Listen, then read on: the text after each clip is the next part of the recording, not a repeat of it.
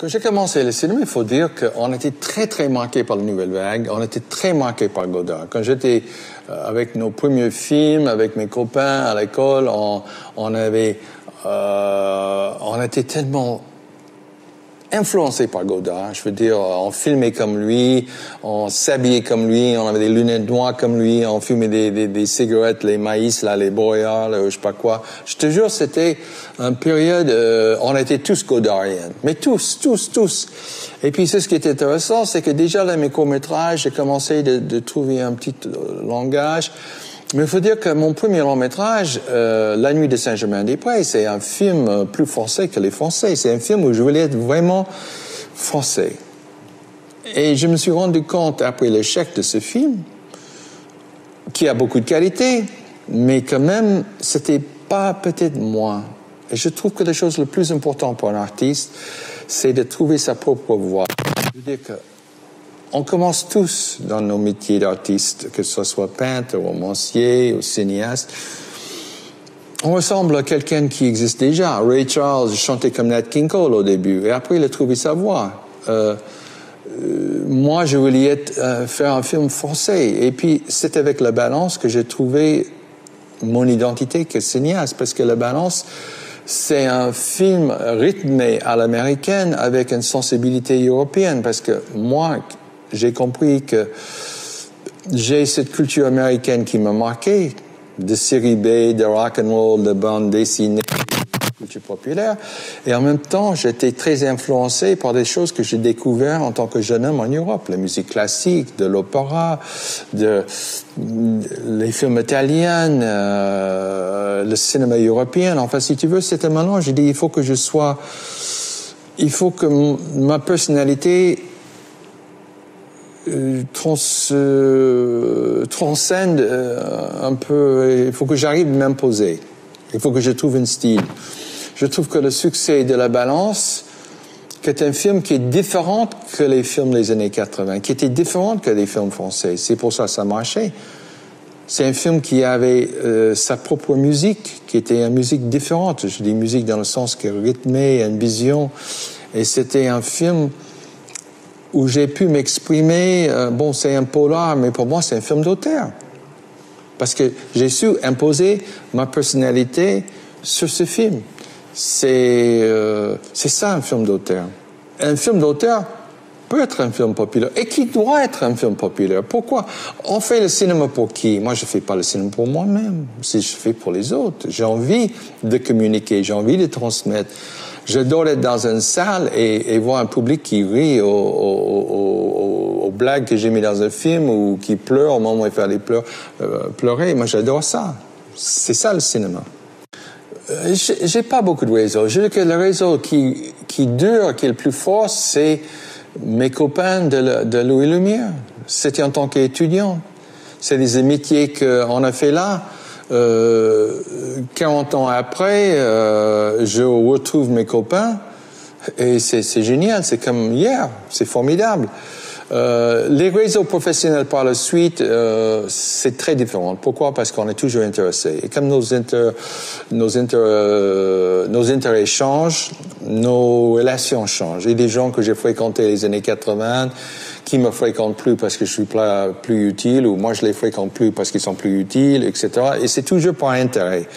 Mais les amitiés qu'on forme en tant qu'étudiant de cinéma, c'est très important parce que souvent ça nous suit dans la vie. Et je pense que c'est une raison pour laquelle les écoles de cinéma sont très importantes, parce qu'on commence déjà à faire notre réseau, notre networking. Ça commence là, c'est très très important. Je trouve ce qui est intéressant, c'est effectivement chaque génération, les cinéastes sortent d'ailleurs. C'est-à-dire, au début du cinéma, c'était des gens qui travaillaient au Sentier, qui sont allés en Amérique, qui ont pris le métier sur le tas, qui inventaient le métier en faisant le métier. Après, tu avais des gens, génération où c'était souvent les scénaristes qui sont arrivés de faire le film, le temps de Billy Wilder.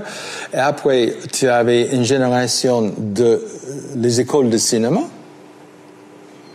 Mais avant les écoles de cinéma, tu avais quoi? Les critiques. La nouvelle vague, c'était des critiques de cinéma. Donc, nous, on est de la génération qui sort des écoles de cinéma, en fait.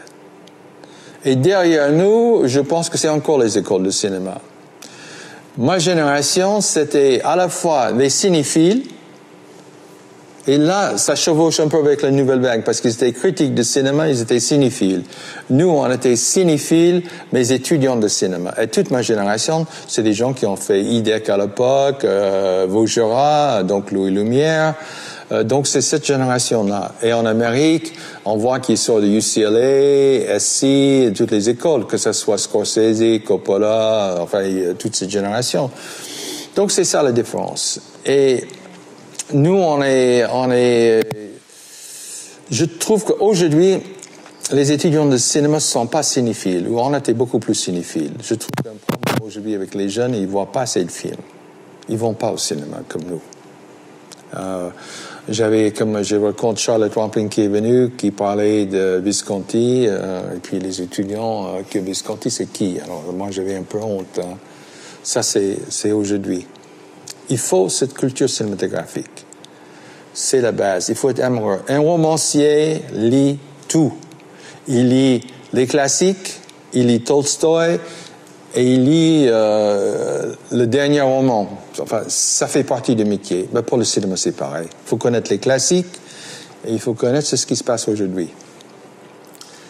Il faut dire que moi qui étais fan, comme tout jeune, de Nouvelle Vague, parce que c'était très différent, et un des premiers films qui m'a marqué à vie, c'était Les 400 coups de Truffaut, que j'ai vu dans une petite salle de cinéma à Western Avenue à Los Angeles, en tant que gamin de 18 ans. Ça m'a bouleversé parce que j'ai jamais vu un film pareil qui a cassé toutes les règles de Hollywood, etc.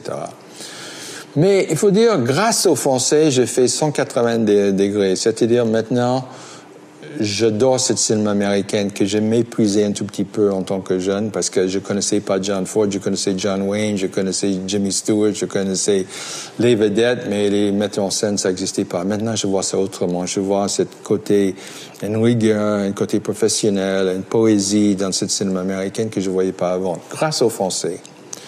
La nouvelle vague, il y a très, très peu de réalisateurs qui vieillissent bien pour moi. Je trouve que les films, ça se tient par la route. Il y a des exceptions. Il y a des réalisateurs français très sous-estimés, comme même Louis Malle. Louis Malle, pour moi, c'est un très grand réalisateur. Et on voit son travail de son premier film à son dernier film.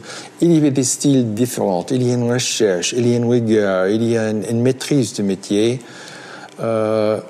Moi qui adorais Truffaut comme être humain, qui était très généreux avec moi, qui est un peu mon mentor, je suis moins fan de ces films aujourd'hui qu'à l'époque.